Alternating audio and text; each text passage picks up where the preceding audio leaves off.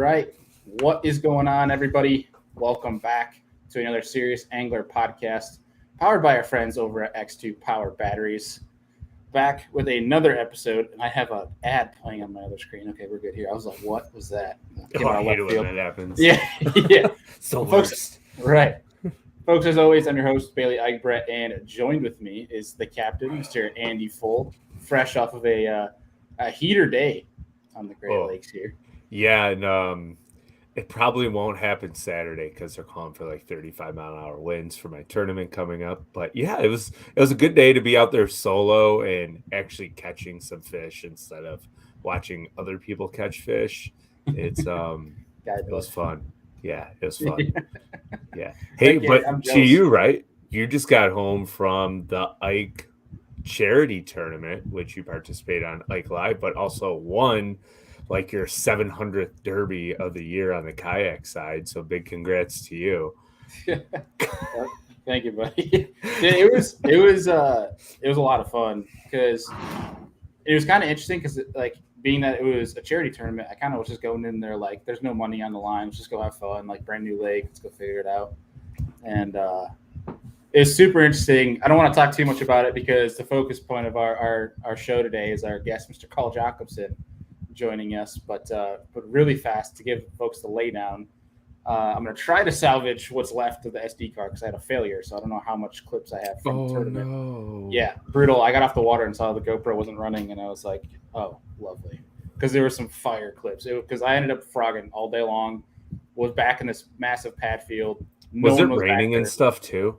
Pouring the whole day, like the weather. We're going to talk about it today, but like that's like the weather you want in the fall where it sucks from like if you have good rain gear and stuff like we do with Blackfish, it makes it a lot easier. But the days that are miserable from a weather standpoint are the best days fishing in the fall, which we're gonna touch on here. Throw it all off the book in the fall because the fish will do weird things like eat a frog in lily pads when the water's probably 59 degrees and it's downpouring rain and blowing 80.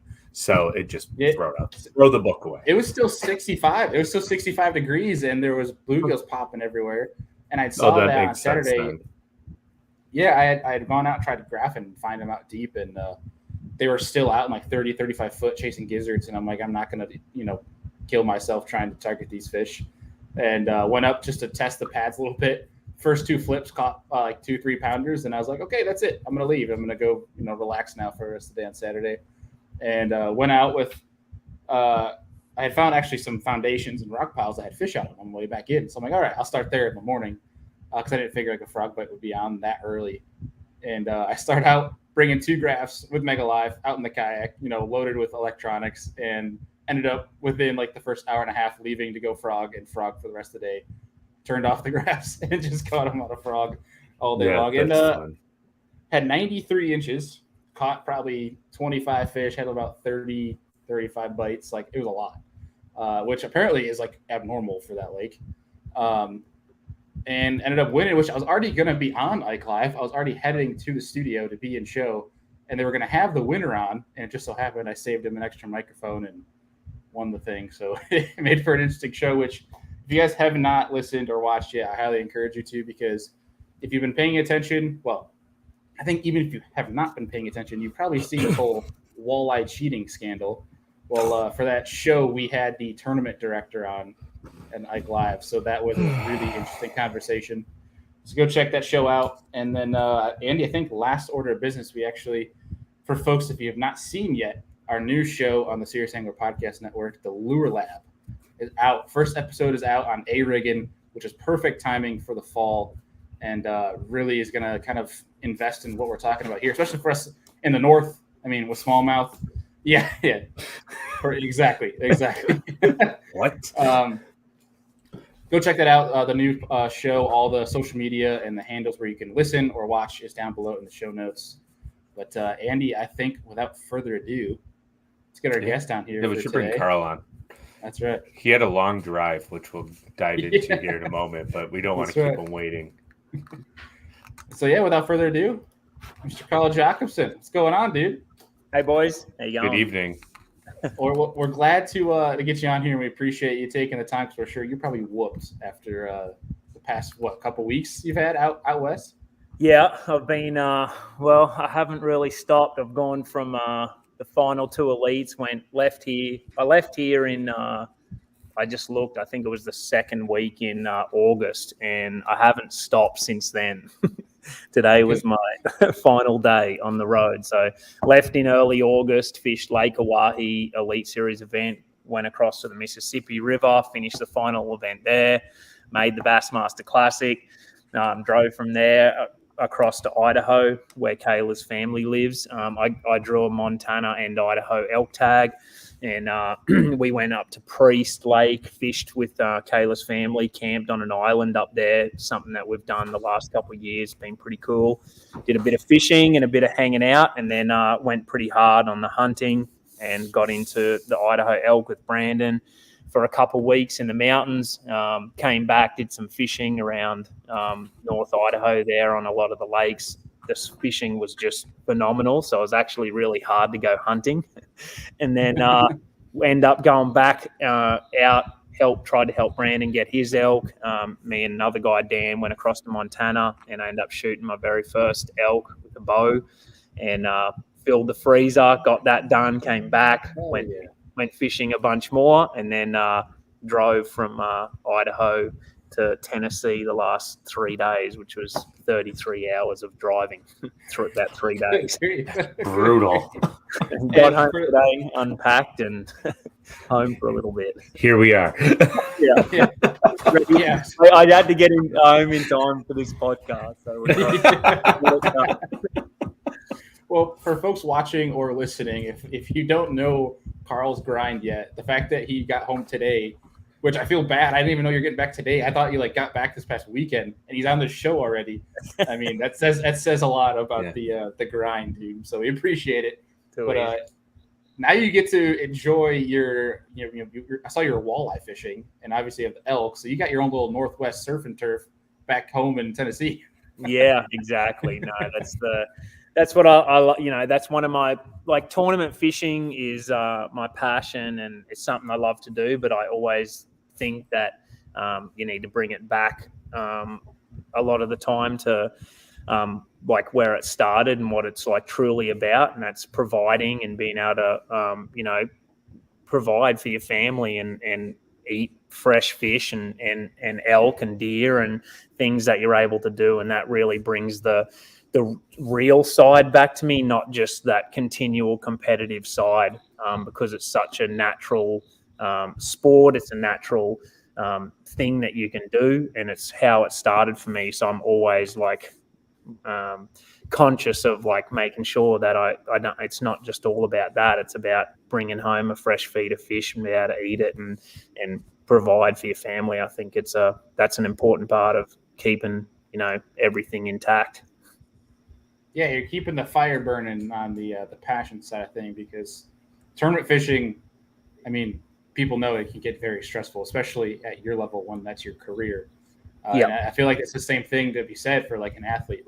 When an NFL player gets to go play backyard football at Thanksgiving with his family, that's probably keeping the fire burning in terms of the passion of why you do it, versus because you get so caught up, especially with how much you travel. You literally just said it, how long you've been on the road. I mean, you'd be running and gunning for so long and forget, why you started in the first place, which is a great segue to how we start the show with everyone that's new. Is and this is a story that I've always been intrigued about, is how you got your start. So kind of for everyone watching, listening, take us back to day one and who introduced you to fishing, how you got started in the first place. I've got a similar story, but I guess it's a little bit different. My family my direct family, my mom and dad and stuff, they weren't into fishing like that. It was actually more my granddad, which is similar to people's story. But for me, we would go on a holiday, whether it was on a beach.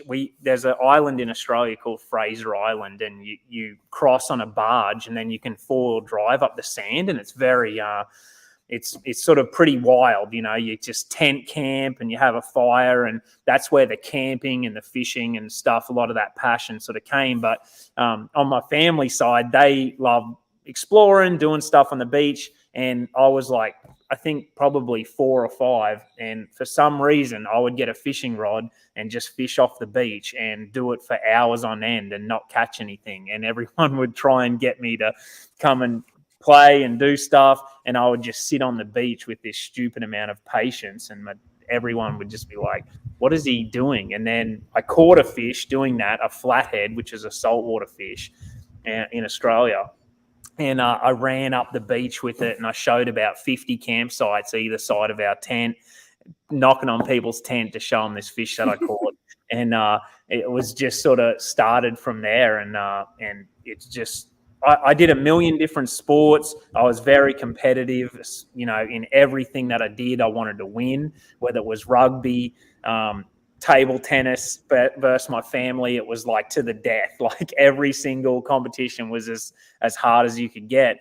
And but fishing was just always there. No matter what sport I would get into, how good I would get, I would always come back to fishing. And then at about 14, when I was 14, I think in about 99, 2000 bass fishing tournaments started coming to Australia. And that's when I saw that and got to see a little bit of like, I could actually mix my real true passion for fishing with competition. And when those two collided, it was over for me. I knew this is what I wanted to do. Dude, that's sick.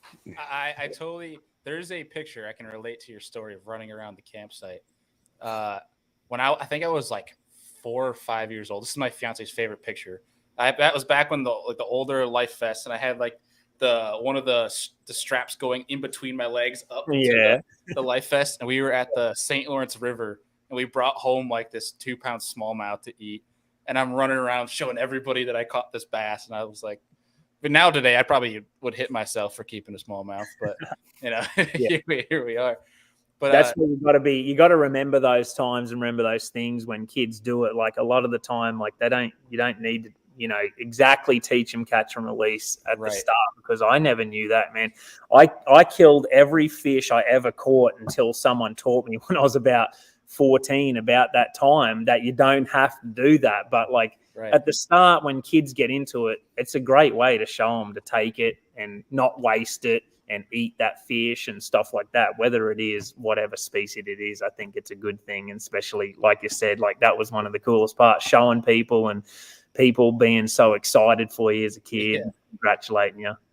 Yeah. Honestly, you make a good point, though, is it's probably more important to teach them the fact of you can provide for yourself before you go and teach them about competition or catch and release and stuff like that. Yeah. It's got to start from scratch. I think that's one of the things that I'm like, I have a little daughter now. She's 8 months old, and I know everything will always work out, but I always think about my story or other people's story. And I remember when we got our first boat, and it was a wooden boat with one bench in the middle, had 2 oars, and I thought we were rich. I was like, no one has this. Like, how did we get this? I can't believe we have a boat. But like you started digging worms, trying to catch crayfish, stuff like that. So like that's the sort of thing I want to teach, Riv and stuff growing up, rather than getting in my $80,000 bass boat off the scratch. There's a little like medium in between there that you got to remember. Yeah. You gonna take her just when Chickamauga's tough, or are you gonna go in the backyard 10-pounder pond? Yeah. Bluegill. Start with bluegill, I think. That's right. Yeah, until that 10-pounder eats the bluegill, she's gonna be exactly. That's or scared. Scared. That's the thing that happens to any of us, like with lure fishing or something like crazy like that happens, and then it opens your eyes, and then you're sort of hooked. Yep. That's right. Yeah. And then you'll get her hooked on that, and you'll have your first female Bassmaster Classic champ. Yeah. That's what we're gonna have. So we have a good question here from David Zhang. He's from Angler's Channel. And he asked, we know you obviously started fishing in Australia. Did you ever start hunting in Australia, or was that something that started when you came here? No, I hunted pretty much most of my life in Australia. I had a few different things that we had, but one of my sort of mentors, a guy that took me under his wing a little bit, he would take me red deer hunting, and that's actually very similar to elk hunting. It's probably Australia's version of elk hunting, I guess, a red stag. And I've just been lucky over my life. A lot of people have probably a similar story with fishing. I had mentors that sort of I was a kid and they took me, older guys would take me because I would be so enthusiastic and so passionate. And I just wanted to just see stuff and be out there. And I knew older guys knew more than me and were doing cool stuff. And for some reason they'd let me tag along and I would go as hard as I could. And, Lance, his name was, and he took me red deer hunting ever since I was a kid, and that's sort of where I got a passion for sort of deer. But we have a lot of feral game in Australia, so there's a lot of animals that aren't supposed to be there. Feral pigs, foxes, all of these things that have been introduced. And like my uncle has big farms out in the outback, like hard country, and there's a lot of hunting out there just to keep the predators and keep the things down from eating all the crops. So there was that kind of hunting, and then there was the deer hunting and stuff like that as well. That's cool. So kind of like somewhere in the South with the pigs. Yeah, real crazy pig numbers. There's about everything. Australia's a little bit different. I wish it took some of the American concepts under its wing a little bit, because it's just open season all the time. There's not hunting season, fishing season. Basically, if those animals are on your property, you can hunt them year round, which is kind of cool. But it's world-class hunting. We have fallow deer, chital, axis, red deer, all these different species. And then we have water buffalo up north. We have scrub bulls. The hunting is phenomenal in Australia, and if we marketed it more to America and stuff like that, it would, we would get a lot more people coming over and hunting, because Aussies, their dream hunt is to come and elk hunt in the US or whitetail hunt, and but it's promoted that way, and we find it easy to come from Australia and come to the US and hunt. It's sort of a easier sort of path where. And for an American to go to Australia, they're sort of I talk to them all the time. They're I want to do it. I just don't know where to start. So if Australia marketed that, we have phenomenal fishing and hunting. So it's more of just a resource type of thing. There's not the information available. Yeah, I think they just need to promote it more and not see it as they see a lot of the things as more a pest, because they're not a native species. Everything's introduced, but instead of they're never going to get rid of them, and they're there for good, and they've been there so long now, they're almost a part of Australia. So I think just take it under and then protect it and look after it, and then manage it as a resource like what they do here. And you could see tourism and hunters and Americans coming in and enjoying it. Our fishing, I'm about to leave for Australia on the 20th of October. So I've only got a couple of weeks back here, and I'm heading back to Australia for a month, and I'm fishing the Barramundi tour for 9 days. And any American in the past that has been able to come over and catch one barramundi, they literally book it in for the rest of their life. Whatever they can do, they want to get to Australia and feel it, because it's like fishing for largemouth bass, but on steroids. It's insane. 50, 60-pound fish that just bite swim baits, bass gear, and it's insane. And so I want to, I'm always wanting to promote that and show now that the things are opening up and everything's getting back to normal. Gussie's actually coming over and fishing with me. So me and Gussie, no way. Yeah, me and Gussie are fishing as a team on the Barramundi tour. And so, geez. Yeah, it's going to be pretty insane. I cannot wait to see him hook his first barra.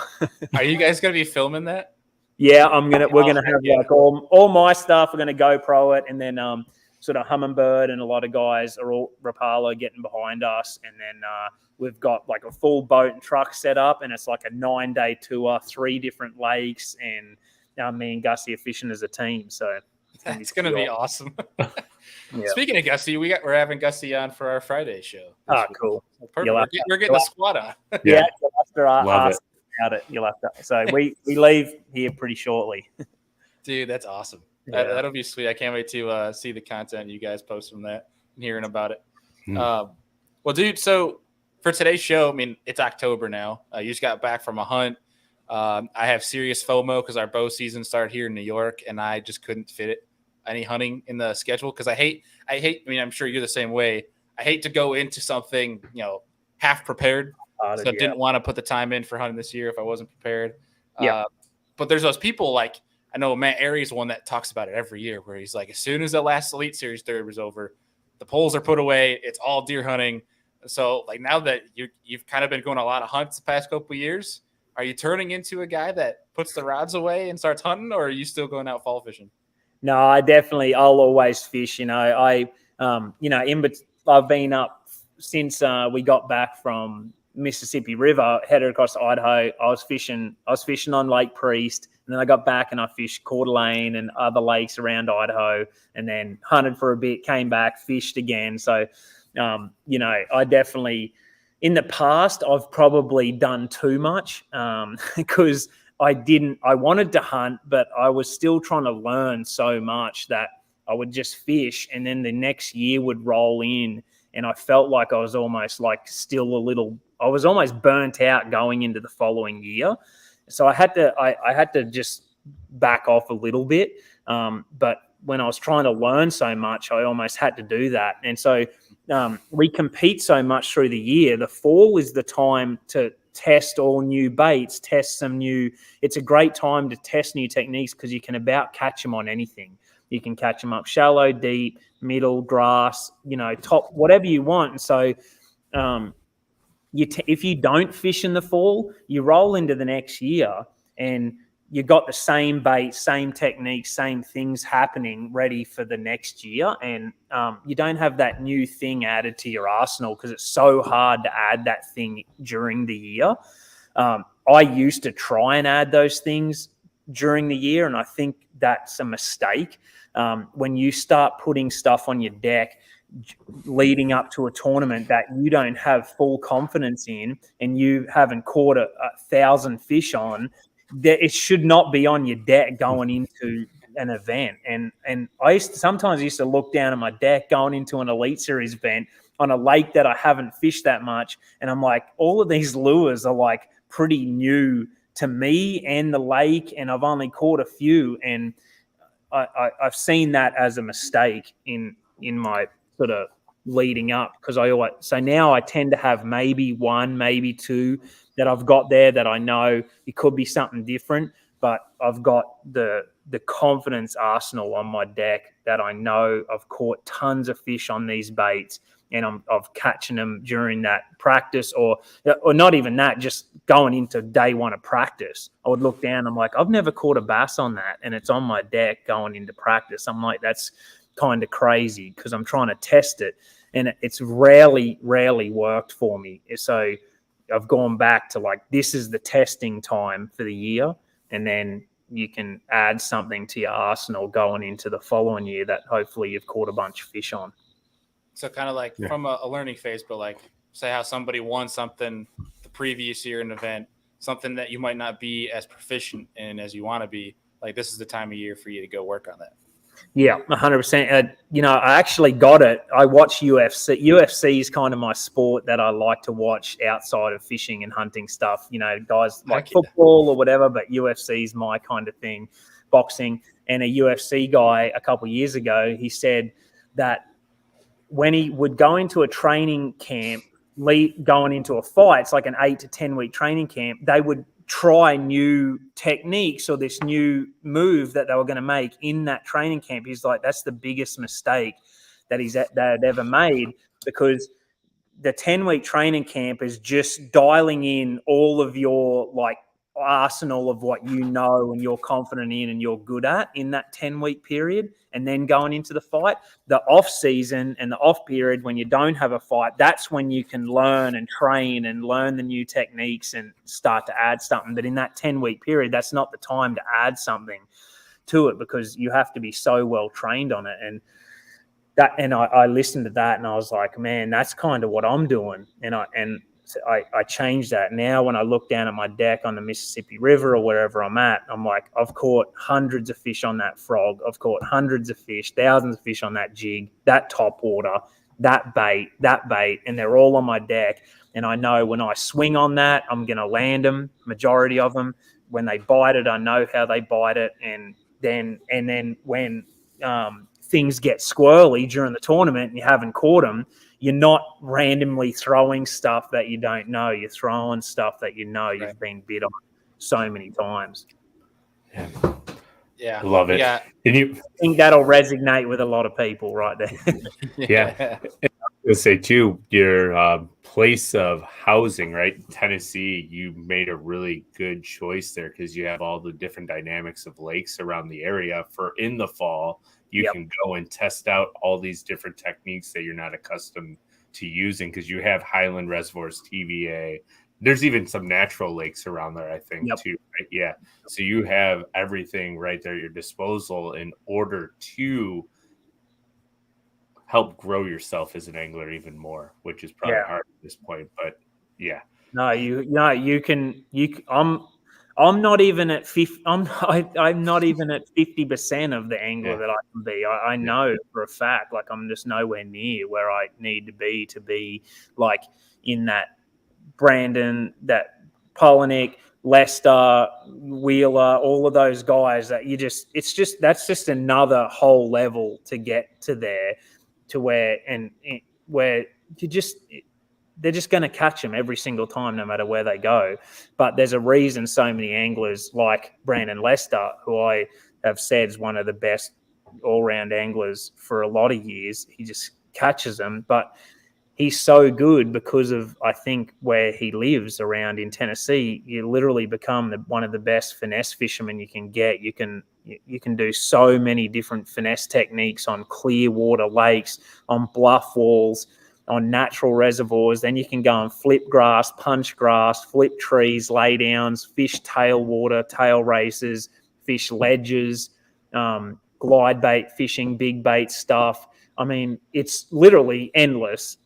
And it's all within 2 hours drive of here. You can pick and choose of where you're going to go, and it's got unbelievable smallmouth, spotted bass, and largemouth. So there's a reason Andy Morgan, Wesley Strader, Brandon Lester, Buddy, all of these guys are just in this area, and why they catch them from one end of the country to the other. Because when they see it, they're like, "Oh, this reminds me of here." Of a lake that's close to them, but it's 2,000 miles away. I mean, you take a lake, that's most known around your area, like a Chickamauga, that gets 1,400 boats on it a day, becomes extremely tough. I mean, that helps shape you, especially when, like, a tournament angler like yourself, things get very tough at times. Whereas us in the north, there's not too many tough times up here when it comes to fishing. So when things get tough, we start spinning out like crazy. But for you guys, like, oh, I can make this quick adjustment. You know what I mean? So that's not. You get better at grinding a single bite out, which can make a big difference. You're not like, hey, how come I'm not catching them? You're like, oh, this is about typical. Haven't had a bite in 3 hours. That is pretty typical on a lake on a weekend where there's a bunch of boats. And I get frustrated at Chickamauga because it is one of the greatest lakes in the country, but like the pressure is just unbelievable. And sometimes I want to take Kayla out there and catch her a bass. And I'm like, I have to fish like I'm fishing the final day of a classic right now to get a bite so Kayla can catch one. Like I have to be so dialed in to be like, there's this happening and this bait, and it has to all be perfect for Kayla to catch a fish. So it's frustrating like that, but it also makes me a lot better angler because I have to fish like that on a daily basis to get a bite. Yeah. I mean, this is the time of year though down there, right? To go pick up those big glide baits and take your crack at a giant, isn't it? Yeah, now's unbelievable for the glide. They won't be as big as what they are. Like I like the pre-spawn leading up to the spawn. That's when they'll be the heaviest, and that's when you can run into what happened to me here leading after day one on the glide. It was a collision of getting that right warm water. But a couple of years ago, I led the coaster on Gunnersville in the fall. Seriously tough fishing, almost impossible to get a bite. And I had 22 pounds on day one and was in the lead and caught them all on a glide. So right now is a really good time to learn the glide bait for sure, because those fish move up shallow, they start eating shad, and they're trying to feed. So they've seen so many different baits all year, and then you can put sort of a new, bigger bait in front of them and get a bite. Right. So for somebody that is just starting out with fishing, or has finally have some windows open where they can go out fishing this fall, and they're trying to start learning, because it's a very interesting time of year. Like when you find them, you're on them, and you're going to stay on them typically for a little while. But it can also be very confusing when you just start out. It's like your first fall or two that you're getting out to really bass fish. For someone in that situation, you're putting the boat on the water. What are some of the first things that you're looking for during the fall to try to get on pace to find some fish? Pretty much you're looking, like at the start, it's whether you've got that cool weather in at all. Like you've got some cool nights and a little bit cooler days. Like I haven't been in Tennessee, but like looking at it, still 75. I got out of my truck. It was freezing when I left Idaho, and it was like t-shirt shorts weather when I got here. So that is good for the frog fishing and having some cooler nights. But if it's still stinking hot through the October, it's probably going to be really tough, because you're going to have fish still deep, you're going to have fish starting to move shallow, and you're going to have fish sitting in the grass lines or on laydowns or some sort of secondary spot. But for me, like for chick here, I'll go to that, like the first spot that they're going to move to before they go into the back. That's probably the best starting spot, rather than looking for them out deep. The ledge fish have basically been just hit for so many months, so you're going to have some scattered super tough fish out there, and then it's going to be still warm up shallow, and so the fishing isn't going to be that good up shallow. So generally they'll go to that like 8 to 10 foot piece of structure, a shell bed, a grass clump in that they're out of the 20 plus, and they're going to go to that next spot, and that's where you generally will find your best group of fish before the fall bite really hits. If you're sort of in between and you're struggling both, that's where they're going to be, in that mid range. If you're getting the cool nights, cool mornings, and the temperatures drop back through the day, and you're starting to see the water temperature drop, that's when you're going to find fish shallow. You're going to find them frog fish, or you're going to find them chasing bait. And sometimes, usually, it's little bait, it's tiny bait, and that's where it can get tricky as well. That the best bet in the fall when it gets cool is put a little paddle tail swim bait on. I use the X-Zone Swammer, the 3.5, put it on a ball head jig head on a spin rod, and just cover ground, just move and throw it as far as you can and just wind it back. For a beginner, that's your number one bait that's going to catch fish through the fall, is a small paddle tail. You cannot beat it, because it covers ground. Fish are schooling, they're up shallow, they're in mid depth, you can't even follow them, you don't know where, they're not going to be set up on one spot, and that bait is just going to track across. You can sink it a little bit deeper, you can wind it across the top, you can throw it into a school that's blowing up, and they will 100% eat a little paddle tail. And so the little of the bait, the little of the paddle tail, if you're seeing some big shad, go a little bit bigger. But that's your number one bait in the fall. Put a paddle tail swim bait on a jig head, on a spin rod, throw it as far as you can and roll it back. You'll catch bass. Spoken like a guy from the north. Yeah. That technique's like creeping down this way, Yeah. Like, it's not known on these big bass lakes in the south as much, but like giants get caught that way every day down here doing it now. It's that when we fished Chickamauga, was it last year or the year before when Lee won on the frog? Like, you saw literally hundreds of bass every single day just blowing up on bait, and the bait was just tiny little mirror-looking shad, and they were so hard to catch. And that was the kind of thing that, you're on Chickamauga with giants, but like when they get clued in on that, man, they get tough to catch. Yeah. Yeah, that was one thing that this past weekend at the Ike's charity event on Nakamixon that I could see, and I learned that there's alewives and there's gizzards, and that if you find them schooled up and chasing those fish out deep, it's like good luck. Like you better find something else. Where if you see that happening, when they get locked onto the real thing and there's that much bait, I mean, you're better off just turn around and find something different. You either can try the two things you got to do there is like match the hatch as best you can. So put like a little tiny fluke on a little tiny jig head and match the color, make it transparent, and like slow wind it with like no action and a little twitch here and there, and just get them to flush that one bait. An Alabama rig will work in that situation too, with little tiny baits on it. And then your second friend when they're like that is speed. And that's the biggest thing that people don't do is they see them blowing up, they see those fish and they get a slow, they roll it through there and the fish don't touch it.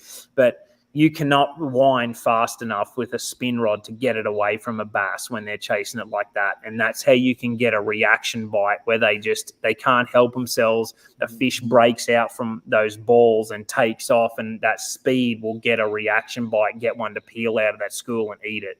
And so if they're not biting slow roll, try a real fast burn and kill, or just a straight burn, and you'll generally get a couple to react.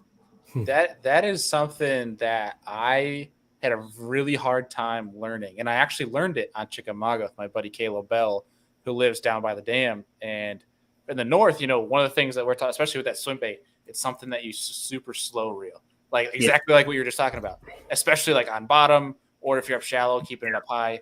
But and that there's times where if you work it too fast, you're never going to get bit. Where it's down here, and I went out fishing with him, and he's like chonking this sucker in, and I'm sitting there, I'm like I'm sitting back there creeping. He goes, "Dude, you're working it way too slow." I was like, "What are you talking about?" And as he's telling me to work it faster, he's like burning it in, smokes one. And I'm like, are you serious right now? I didn't believe him for a second. After it goes 10 fish to 0 on me, I start burning the sucker in, and I'm like, it was like eye opening too, and it's not even just that; it was like trapped. So it was like everything. Like everything will. And there's a medium range. It's usually like creep it, and then there's like this medium range from that all the way to fast that will just never get bit. It's like usually dead slow or so fast you think that one can't even catch it, and they'll catch it, especially if you can kill it and it can stay upright, if you can use something that's a little bit unweighted, and so you can burn it, and then when it stops it almost suspends for a second, and that's when they'll flush it. I could see like a fluke being almost like killer, just like hitting it as hard as you could. You can burn a fluke, like just straight burn it, and it'll just vibrate, and you get it rigged right. Because it'll even almost like S-glide too, right? Yeah, it'll do a little bit of that, and it'll like the tail will get going. It'll just burn straight. When you stop, it'll just turn and kick to one side, and like they usually can't handle that. It's awesome. How much do you pay attention to the barometer during this time of year? Not that much. I do with different species and different stuff in bite times, but there's never a time where I'm like, the fishing barometer is no good, I'm not going to go. I go fishing daylight till dark, no matter what, and I have to get bites. So, the only time I take a look at it is when I'm in a tournament and I'm like, and you have peak bite times, through those moon phases. And I'm like, when I have a spot, I don't want to be driving in that half-hour window where it's like a peak bite time of like a moon phase or the barometer or whatever. I just, if you look at that too much, you'll only go fishing when it's, the barometer's good and rising, it's going to be a good bite. And so I just go out there and fish. And then sometimes when they're biting really good, I'll look at it and just check to see like, that's why it's doing this, just to double check. But, the moon phase bite times is definitely a thing, and that's one of the things that I'll look at during a tournament. Is just like, okay, that's the window I want to be on my main spot where I think I can get my biggest bites. Oh, that's super intriguing. So I am clueless on the moon phase, obviously beyond like spawn and stuff like that. Like around like the rest of the year when they're not spawning, that is something I've trying to take into account, but confuses the hell out of me.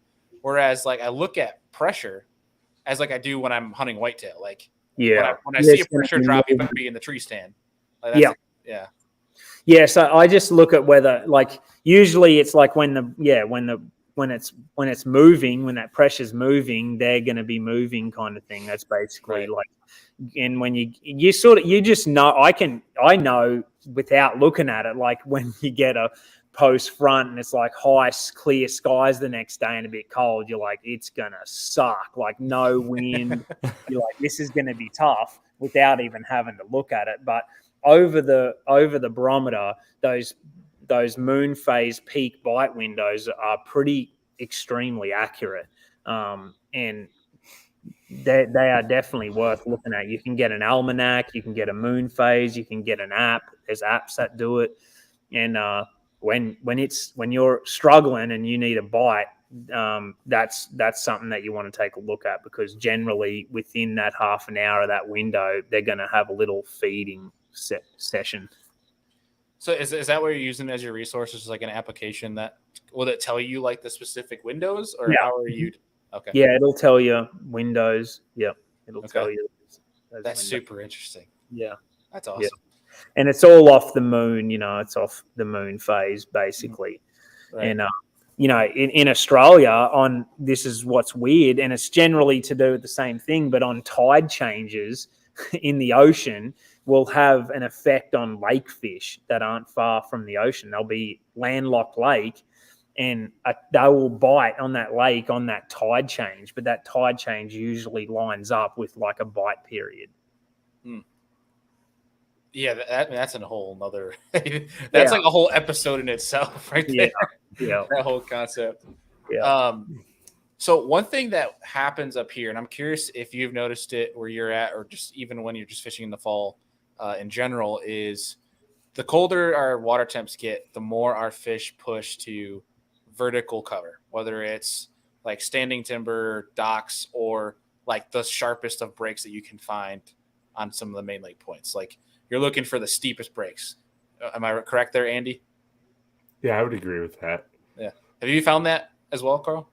Yeah, down here, that's the wintertime pattern, like vertical, steep, and just bluff walls and standing timber and suspended fish. That's why the A-rig shines so much in the colder weather, is because you're able to run it past fish that are hard to get a bait in front of, over the fact that there was lots of baits on it and that they would react and eat it. It was mainly because that bait would just cover so much water from like up shallow to down deep and then all the way past. And eventually you were going to pass it past a suspended fish in 18 feet of water. That's extremely hard to get a bait in front of in the first place.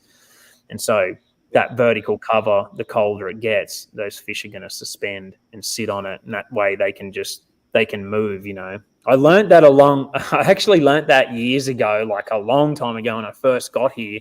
My jig deal that I do, and I've caught so many fish on bluff walls and riprap, I was catching them and I was confident in it, but I didn't know why. And I actually ran into a scuba diver on Table Rock, and he told me that he was like, he just told me there's always fish on bluff walls at every time of the year. And I, like, the way he explained it, I was like, just started like questioning him.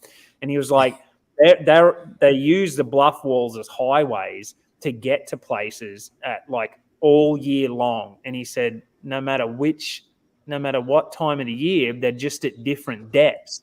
And he said, like, he will see the same bass on the same bluff wall on different depths all day long, and it will just come up the bluff wall and it'll turn around and just go back, and it'll like sit on the point when it wants to feed, and then it'll just come up and be sitting there.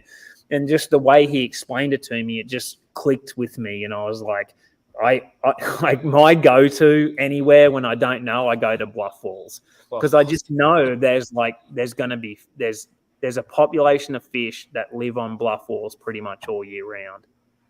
That's awesome. Bluff walls are mad fun to fish too. It's simple to. I said bluff walls are just mad fun to fish in general, because it's like dock fishing to an extent, where it's like I think bluffs are kind of like confusing to people. They're a little bit tough to fish just because it's kind of hard to get your bait in front of a fish a little bit sometimes. the A-rig was a killer on bluff walls, because of that reason. You could throw it out, sink it down, wind it back from 20 up to 5, and you would get a bite somewhere along there. So jig fishing's a little bit more methodical. You've got to sort of sit out from it, throw up, and let it sink, and then try and count. And if you get a bite, try and replicate that count so your jig's getting, to that fish each time. But for anyone that's going to a new lake and struggling, a jig and a jerk bait and an A-rig on a bluff wall is a pretty good way to get a bite. Yeah. Yeah. I mean, when I try to relate it to dock fishing, it's like if you're going to go out fishing, you fish bluffs or docks all day long, you're going to get bit. Now they both have their intricacies where if you do the small things right, you're really going to capitalize on the bite. But that's one thing I learned at Chick a few years back. One of my favorite bites that I've found is, now every time I'm down there, I do it regardless of time of year, even if I don't get bit, just to try it, is throwing a glide bait next to the bluff wall. Yeah. I had 1 5-pounder go headbutt the bluff wall to knock my shine glide into the wall, and after that, I've become addicted to it just for that reason, just because watching that. Yeah. But, yeah, I mean, bluff walls I feel like that's one thing we do not have here, Andy. At least if it's very, very small on the lakes that we do.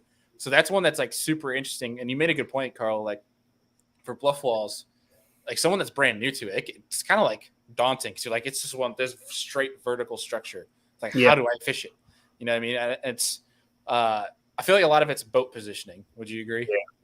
Yeah, there's a few different ways to fish it. You can either, the best way is if you haven't got anyone with you, and you can parallel it, because at least you can cover some ground that way. You can cover a decent amount of water, and you can keep your bait sort of in position. But that's not always the best. Sometimes they're sitting out off that bluff, and your boat will be almost over those fish or getting over the top of them. So my go-to is keeping the boat out off that bluff and making casts up towards the bluff wall and working it. But you have to know there's fish there to be able to do that. But what you said, one of my favorites is fish a glide bait and just paralleling it, throwing it up along that bank, and either rolling like a mag draft style paddle tail or a glide, and just covering that, letting it sink, and fishing a few different depths. And about the second, third biggest fish I've caught on Chick, we came out in the middle of summer, and we were just going fun fishing. I had Nick, he just won the Angler of the Year, and he Hatfield, and he came out with me, and he wanted to learn the glide bait deal, and I was like, it's no good, but we'll go ledge fishing, and we were gonna just learn from each other. And I said, I'll just show you what I do with the glide. And we went up to a bluff wall point in the middle of summer, and I fished the glide, and I'm just showing him how to do it. And I said, sometimes I'll follow it up, and as I'm explaining it, a 9-6 came up underneath it and just got real close to it, and I did the short sharp twitch, and she ate it, and he grabbed it. Gosh. This doesn't always happen, but he was like, I'm hooked. You're gonna either ruin your fishing forever, or you're going to just use it. But that's the sort of thing that can happen on the bluff wall. You get a little bit of current, you get some water flow, and they'll go in position on a good spot on a bluff. Yeah. Yeah, that happens. You're like, usually you don't get bit doing this at all at 9-6. You're like, huh. Yeah. Okay. Called your bluff. Yeah. Yeah. Yeah. So sure. Yeah. Because you lied to me. Yeah. So say someone is works a 9 to 5 Monday through Friday, only has that Saturday, Sunday to fish. And like we were talking about a little bit in the introduction, is that this time of year, if you get bluebird calm conditions, it's going to be tough. Whereas in the summertime, you have those conditions. You can go frog, you can flip, you can do different things to still catch fish. But usually, the uglier the conditions, the better the fishing is going to be. But say someone is forced to have those conditions where it's bluebird skies, calm, those are their only days to fish. What would your approach be on the lake to try? When things are going to be tough, is it going to be kind of slow and dragging, or are you still kind of taking the same approach as we've been discussing? It depends whether you got grass or not. That's your biggest thing. If you've got grass, you want to go to the thickest, heaviest grass you can and punch it, flip it, or frog it, because they're not relying on wind and overcast and good conditions when they're in that thick grass. That's when you want to go. And those cold, real cold post front conditions is where they get into the tightest grass they can. And you can actually have some of the best days fishing you can ever have, because they'll actually group up on a thick piece of grass or a thick clump. They won't be as scattered. If you're forced to fish open water, you're going back to the little paddle tail and a jerkbait. They're going to be your two go-tos. When you get a cold, high skies, no wind, you're going to have to force them to bite, and generally slowing down with something like a jerkbait. If the clearer the water, the clearer the color you want, the more transparent color you want. So you don't want that bait to stand out at all. You want them to barely be able to see it, like mirror, see-through style colors when it comes to the paddle tail. And when it comes to a paddle tail, you don't want something that's too aggressive. You don't want something where it's like the paddle tail's going and the body's rolling. You want something that's like barely moving. That's a big key when when they get tough like that. They don't want crazy erratic action. It's the same with the jerkbait. You start going crazy and ripping and moving it too fast, they're not going to touch it. It's like light little twitches and letting it suspend and just barely moving it. It's like the tougher it is, the subtle and clearer you go. When they're biting, you want them to find the bait and eat it. When they're biting, you need them to find that thing as quick as possible and eat it. And that's what they're going to do. If you're fishing something that's super subtle, when they're biting, they can't find it quick enough, and you're fishing too slow and too subtle, and then it's not going to get in front of a fish. So like when conditions are good, brighter colors, more vibrant colors, vibrant action, more erratic, more speed, so they can chase it and get it covering water. And then the tougher the conditions, you're slowing down, you're using everything subtle, and you're trying to like force them to bite something, a lot less, because they're not going to chase something down hard that's vibrating and has a crazy action. You're going to be working for them. Yeah. And then when you're flipping in grass, you're not flipping, couple hops and going. You're trying to, again, you're slowing down. You're trying to get them to bite. So when you're flipping in there, you're twitching it, you're moving it up, you're holding it there, you're shaking it, and you're fishing a cast for a pretty good period of time. When they're biting, you're flipping in there. If they don't get it on the way down, you got it out of there and trying to put it on the next fish that's going to bite, because when it's sinking, one's going to come and get it. Mm-hmm. Right. That's a really good point. Heck yeah. Andy, you got anything for Carl before we start getting to some fan questions here? No, I was going to ask a jerkbait question, but then you answered it. So, I mean, took it right out of me. Like, I was going to ask you if you use more of a translucent jerkbait, but the answer is obviously yes when it's bright and sunny skies. So, I'm a horrible jerkbait fisherman, so I like to learn as much as I can as well. I've learned, I'm not the best either, but I've learned a lot over the last few years, and it's definitely not that thing that you just pick up and you like twitch and pause. It's the same thing. And now with a jerkbait, you really need to be looking at your live sonar with, I've got Mega Live. Like, that's changed everything. That's how you're going to see what the fish is doing, how close it's getting to the bait, how it's reacting when you're twitching it.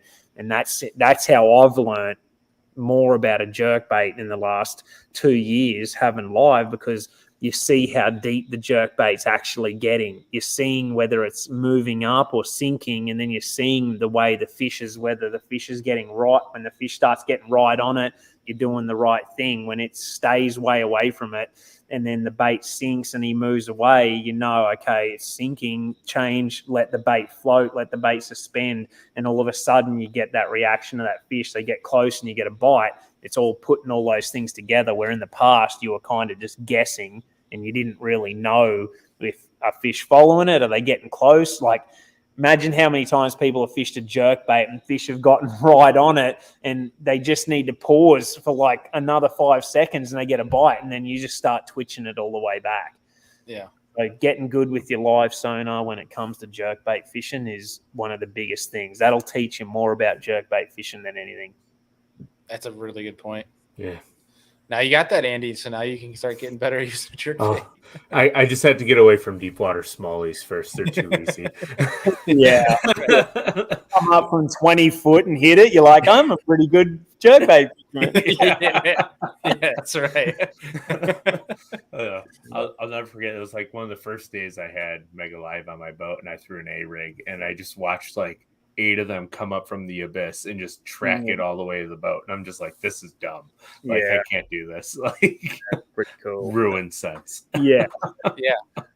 And you just, now you're going to go down the rabbit hole of what more ways can I start using this forward facing in ways like in styles of, like, you're like, oh, I'm going to go throw top water. I don't need forward facing. Where state championship, I'm watching them rock it up from the bottom to eat my top water. And now you're hooked. You're like, top water just got better because you're watching them come up. So it's tidbit on Mega Live in the tournament I fished on Sunday. My big largemouth I caught was on a spinnerbait off of a stump, and I seen him come out from the stump as my spinnerbait was coming and eat it. And I'm like, okay, that's cool.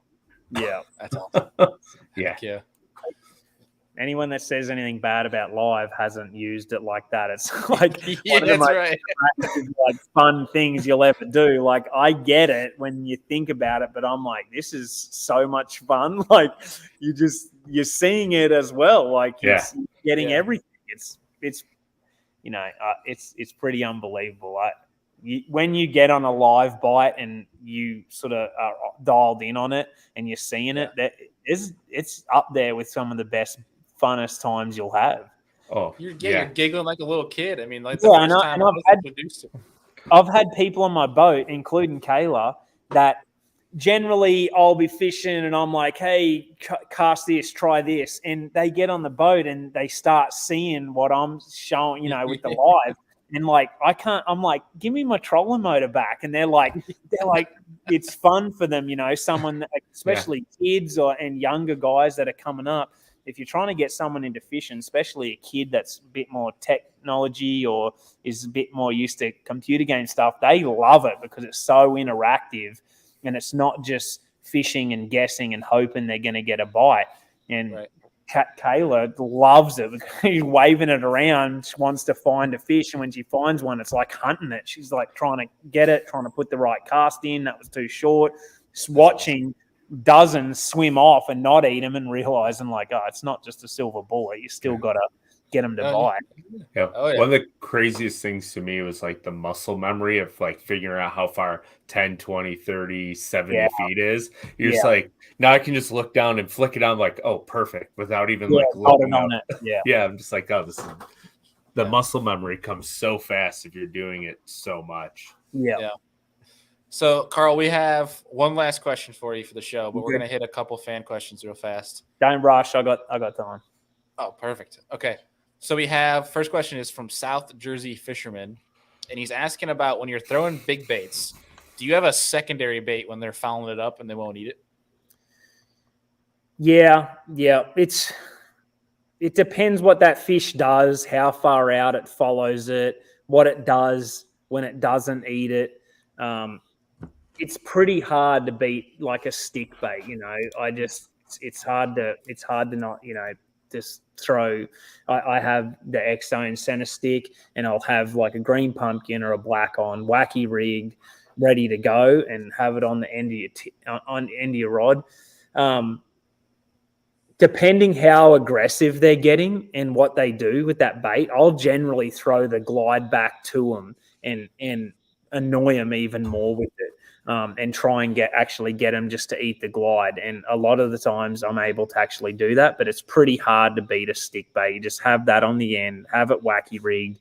And wherever they're heading back to, lead them before they get there. So if they come up slow, they look at it, they turn, you've got them to come off a dock or a lay down. Try and get that stick bait in there before they make it back. So you're not like throwing it up on top of their head. They're almost running into it. And that's when you'll catch them. If it's sinking and they're coming back to their home and it's already down in where they're at, that's when you'll get them to bite. Ooh, that's a little juicy tidbit. David Zhang's asking if you've tried the figure 8 technique by the boat. Oh yeah, I call it lots of bass and the glide. You need to get good at that because it'll produce a lot of fish and a lot of bites. There's a lot of different ways of doing it. Chickamauga here in the elite event, I caught a 5.5 and I figure eighted it off my rod tip during an elite event. It's all on camera. Bud got the whole thing start to finish. It's on my GoPro, the whole lot. And pretty much I was working it out. The fish followed it, boiled on it, and turned. And I paused, and it was probably 5 feet from the boat. A couple more erratic twitches. It came back, boiled on it again. Then I ran out of line. I had like a 1.5 foot out. And so I literally just with my rod tip was just doing these like short, sharp twitches. And I was actually a key thing is like kind of stir the water with your rod tip. Don't be scared to like start to like foam the water up almost or twitch it because it actually sounds like bait spraying as you're doing it. You can make a little bit disturbance and they get like almost like a shark. They get frenzied and then they're just trying to get it then and it's just erratic and they're not used to a bait turning around and facing and coming back the other way. Like a lure always is heading the one direction and it's always heading away from them. So when it stays there and it goes back, it's one of the best ways to catch a bass. Like if you see one and it swims off, don't think that it's gone. You can go back. I actually posted that fish and you hear me going, oh, and I see it boiling and it's actually swimming away.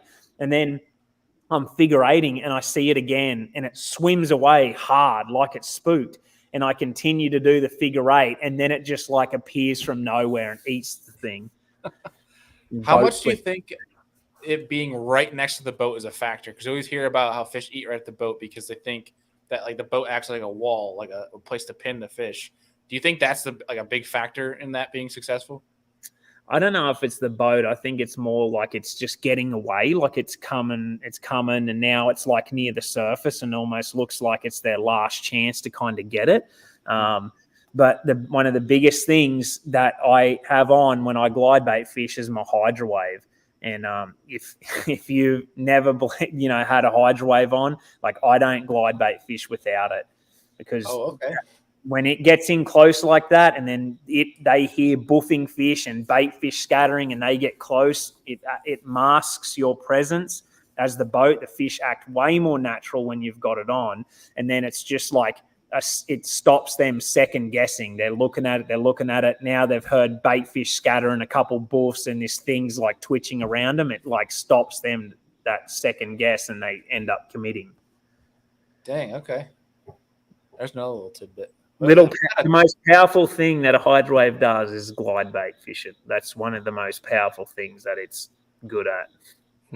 Andy, we're getting a lot of juice tonight. Yeah. Sounds like I need a hydro wave, even though I never glide bait fish. Now I'm going to go spend thousands of dollars on glide baits. Dude, that is one thing I wish I could show you. I have my notepad right here, and I have for the different YouTube videos that I want to do. One of the videos I have is to use forward-facing sonar, and I have a hydro wave on the way, and it's to see if there's any sort of difference in behavior when you have a school of fish under you, when you turn that thing on to see if they act different. Have you tried that yet? Like, have you seen a difference? Oh yeah, like I have hundreds of stories of things that just happen, when you have it on, and it's not the thing with the hydro wave is what people mistake for. It's not something you can just turn on, press play, and go. Like it can hurt you in a way where it can actually pull fish off of a brush pile towards you. It can break bait up and can do things. So like it's like anything else. You have to be careful with it. And a lot of people turn it all the way up and have it way too loud. It's like subtle and it's like not on and then it's on. I have it on it's like a looping and it's off for 30 seconds and then it's on. Especially if my boat's in one position, I'd never have it on a continual play when my boat's in the one position. I want it to like be off for a while and then come on with that sound. If I'm moving down the bank and I'm fishing a glide, I have it on continuous then, and I have it quiet. It's subtle, like water, like the sound travels through water so much more. They hear everything. So subtle is usually better. And then there's different sounds that they like. There's one called Bait Blitz, and I pretty much have it on that 90% of the time. Bait Blitz. Well, there you go. If you got a hydrowave, you're getting some juice right now. The one thing you'll see that even if it doesn't come to fishing, if you put the hydrowave on and turn it on, loons will swim around the front of your boat looking for for the fish. Like that happens all the time. They'll swim and they'll literally look at your trolling motor like, how is there bait fish noises coming from that? Where are they? I hear them. They're the greatest hunters that there is. One of the very first times that we had it when I started using it on Sinclair, muskie, these giant muskie. This is one of the things that I wish TH or Hydrowave would push way more, is because muskie literally were swimming up, looking at my trolling motor, and then swimming off. 20 minutes later, like giant ones, and they would just swim up, look at my boat, and then swim away. And I'm like, it's the Hydrowave. Because it works on big predatory fish. That's where it works best. Like it works on hard predator fish. So it works on bass when they're in a hard feeding kill kind of mode. But the bigger, more predator fish, that's what it works on. In Australia, it's killer on the barramundi because they're just so honed in on just killing stuff and eating bait fish that the bait rises and they rise and they come around your boat. We've seen it, so many times. That's it's pretty sick. Cool. Yeah, well, if it's anything like forward-facing sonar, the muskie trail will ban it, so you can't use that either. Yeah. I would like to know whether guys on the muskie trail are onto that or not.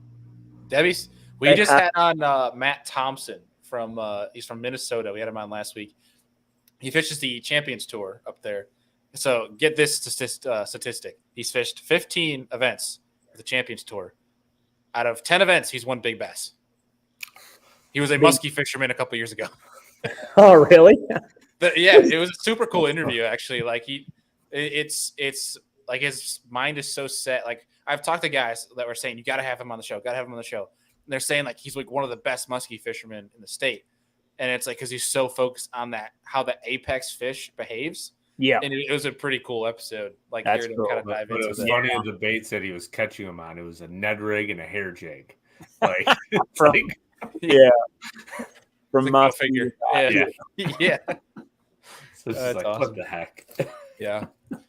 So, dude, Andy, you got anything left for Carl before we hit him with the last question? No, go ahead and hit him with the last question. Thanks for allowing us to extend the time a little bit. First and foremost, after your long drive home.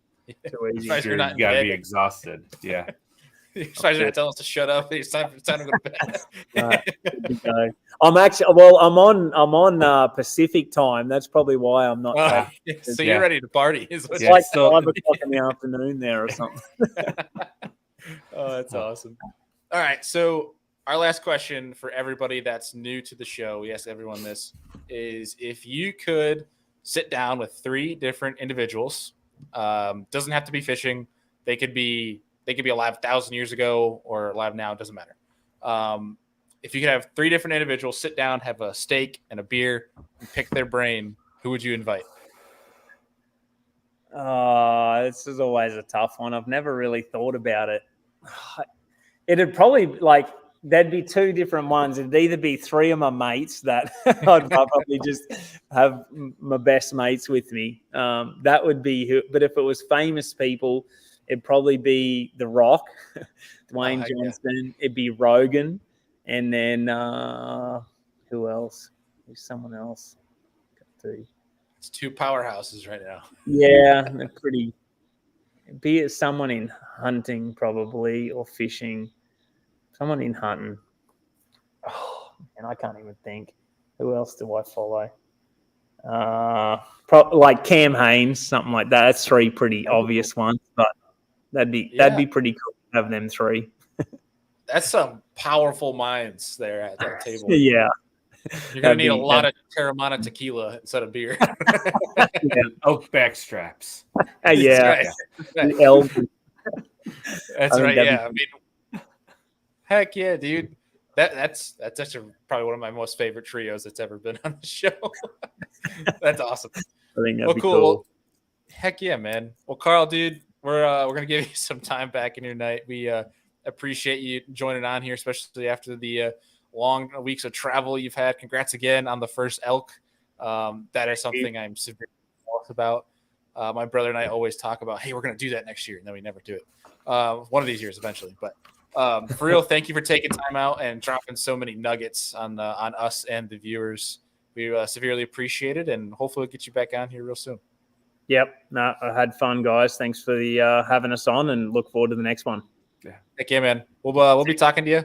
Take care. Have a good night. Have a good night. See ya. Dude, I'm gonna be clipping a lot tonight. Trying to edit the show.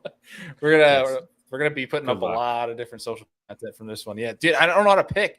Like, I have like 5 different time slots that I have to go back and look at to clip because he's dropping so much juice on us. Well, you can always save them for down the road too. So, and drive, very true. Yeah. So don't have to do them all at one time. Hashtag social media.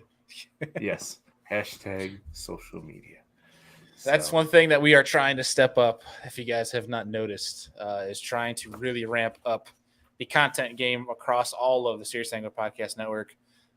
So you guys appreciate you guys tuning in and always following our social medias. If you're not already and you're curious where you can find Serious Angler on social media, whether it's Business from the Bass Boat, Serious Angler, Lure Lab, that's all down below. All the links where you guys can go follow along, whether Instagram, Facebook, Twitter, all that jazz. If you are a Twitterer, a tweeter, as they say, we do have a non-serious, the alter ego of Serious Angler.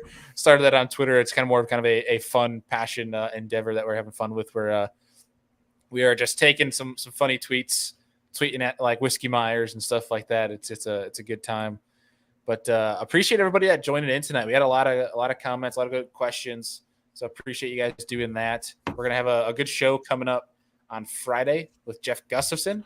We're going to be diving deep into moping and Tamiki rigging, like really getting into the nitty gritties, because that is one bait that I have had on deck actually all year, because it's one that I'm weird, man. Like I love frogging and I love power fishing, but for some reason I am most comfortable and I enjoy most having a spinning rod in my hand and like really finessing them. And dude, I caught a lot of really good fish, like 4.5+ pounders. On a Tamiki rig this year in the summer, like the heat of summer. Yeah. Like it was one that kind of opened my eyes, because they always say it's a cold water technique. That's all it is. It's a cold water technique. But I think it's the opposite. So we're gonna be really diving into that with Jeff on Friday's episode. But Andy, it's fall. It's cold. The smallmouth are eating everything that moves and doesn't move. When can people come up and fish with you? Oh man. I have 2 days next week, and then November's looking dicey. The Farmer's Almanac has it becoming very cold. So the more people that book trips, the longer I'll keep my boat out. But, I mean, I got friends with boats that keep them out pretty much all winter. So my boat might go away like the second week of November, I'm thinking right now. Can you keep it until New Year's again? Yeah. Let's go put it in Jeff will let you keep it in his barn. Oh, I think Brad puts his boat in there, so like there's not much. Tell Brad to move along. Tell Brad you've only been doing it for like 15 years. I know. It was funny. Like, speaking of which, Brad is going to Pickwick for the Bass Nation National Championship for the Fed in Pickwick in November, and he's like, I think this is the latest I will ever put my boat away, because he's like, I could just go out with Jeff and I'm deer hunting. So like, it's very true. Love Jeff, good dude. But we got Rich from Halabass in the chat. Rich, aren't you going to the national championship? Am I mistaken? Dude, Rich, don't even call me a quitter right now. I have almost 50 hours on my boat in 1 month. I wonder how many hours you have on yours in a full year. Uh-oh. Triggered. He's triggered. Yes. I think I've been on the water 7 of the last 8 days, and I have like 10 more straight to go. So it's I swear to God, if you keep starting to sound like you're complaining, I'm gonna take you out, and it's just gonna be me talking up here, and people don't want just me. I'm not complaining one bit. I between what I was telling you about earlier, I have a devilish cat who likes to keep us up all night, and then My daughter's 3, and she likes to wake up randomly in the middle of the night and want to eat a snack or pee or something that takes forever. And I ultimately end up getting no sleep, going to bed at midnight and waking up at 4:30-ish. So it's pretty good. You know my favorite saying? My fiance hates it, but I'll sleep when I'm dead. Yeah. He's like, We're all gonna die someday. That's right. Might as well enjoy the time we're awake. We got Elvis in the chat here. Can we get any advice on Pickwick? I have never fished Pickwick, so I don't know if I can get you. Well, it depends on water temps, but based off of this, Carl would say go find bluff walls. So if there's bluff walls on Pickwick, I would go find a bluff wall. No, I'm sure there's grass at Pickwick, and it's the fall. Fish like to get in grass. I would just maybe pick up like a punching stick or try to parallel some grass somewhere and start there. There we go. Go to Rich's channel. He's been to Pickwick. Yeah, perfect timing too. Month before, but still. I would obviously make sure you're paying attention to the TVA app. If you don't have the TVA app, make sure you have that downloaded. Paying attention to water levels and all that jazz, because that plays a huge role on the TVA. But dude, I mean, spin it like Andy said, get up, find some more vertical stuff. But I think this time of year can't go wrong with spinner bait, A-rig, swim baits, top water, especially big top water right now. If you can take advantage of that, especially if the water's moving. That's what would be my recommendation. But again, I've never fished it, so don't take my word. I would take it with a very, very heavy grain of salt. Just go out and fish, man. That's all I can tell you. Go read the conditions. And don't worry about what everyone else is doing. Just fish your strengths and figure out how to catch them that way. That's right. Heck yeah. Fish how you want to fish. Fish how you're comfortable. Yeah, so before we sign off here, again, for folks tuning in, if you have not already, check out our new show on the Serious Angler Podcast Network called The Lure Lab. All the links are down below in the description to social media, to where you can watch on MP3 or so you can listen on MP3, watch on YouTube. Make sure you guys go follow those pages, subscribe to the YouTube channel. It's going to be one that's once a week. It's going to be once a week for 10, 15 minutes on a specific bait or technique, the who, what, where's, and whys of it, the rod setups, the nitty gritties. We dive into Saturday mornings. Every Saturday morning at 6 a.m. Let us know if you guys like those times. We try to position that as one to not get in the way of anybody else's show, that because we all know there's a lot of fishing podcasts out this week, but one that's early on Saturday morning, so you can get up, have your coffee, listen to a quick 15, 20-minute show, or listen on the way to the ramp, that sort of thing. But either way, it's one we're excited about, and it's a lot of fun so far making those episodes for you guys. And Andy, the one coming up for this Saturday is Topwater walking baits. Topwater walking baits. Yeah. That'll so be this Saturday. Kind of ending here in the Northeast relatively quick because it got cold really fast at night, but really relevant for a lot of other places in the country. So I would definitely tune into that one. Some mods, things we do, mono braid, etc., rod setups. It's a good episode. Heck yeah. And a couple big things for folks. So obviously next show is going to be Mr. Jeff Gustafson this Friday. But if you guys are looking for some more YouTube content, Andy and I's, both of our YouTube channels are down below. I have a bunch of tournament videos coming up, as well as our buddy, Mr. Greg Blanchard. If you're in kayak fishing, you know who Greg is coming back home to New York, and we're going out fishing Saturday. Going to film that. And then next week, I'm actually headed to Alabama for a pretty cool X2 shindig. You guys will see some bunch of content coming from that. That is, I can't tell you right now, but I will say there's going to be a bonus show coming because we're going to have Justin Atkins, we're going to have Wes Logan, Justin Hamner, and Hunter Shryock on for a bonus show. It's going to be all of us sitting around a campfire, as well as Mr. Alex Rudd is going to be in on that too. So it's going to be a lot of fun. That's all I can say right now. But we have a bonus show coming your guys' way. Hope you guys are looking forward to it. But Andy, anything else for the folks before we sign off tonight?